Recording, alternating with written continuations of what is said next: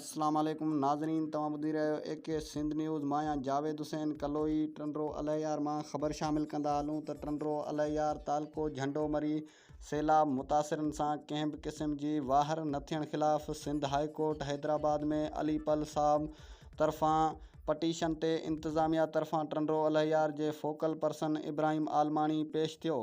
Court तरफ़ां फ़ौती माण्हुनि खे एवज़ो ॾियणु, शहर जे अंदरि मुख़्तलिफ़ ॻोठनि में पाणी कढाइणु, टेंट मच्छरमार स्प्रे ऐं उन ई ॻोठनि जा ॿिया मसइला जल्द अज़ जल्द हल कराइण जा आर्डर जारी कया। यासीन मरी पाकिस्तान तहरीक इंसाफ़ टंडरो अलहयार जे टीम हाई कोर्ट में मौजूदु हुई।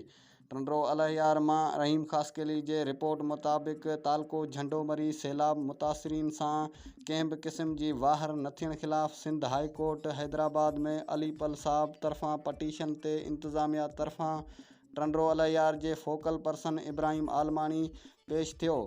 कोर्ट तरफ़ां फ़ौती माण्हुनि खे एवज़ो ॾियणु, शहर जे अंदरि मुख़्तलिफ़ ॻोठनि मां पाणी कढाइणु, टेंट मच्छरमार स्प्रे ऐं उन ई ॻोठनि जा मसइला जल्द अज़ जल्द हल कराइण जा आर्डर जारी कया।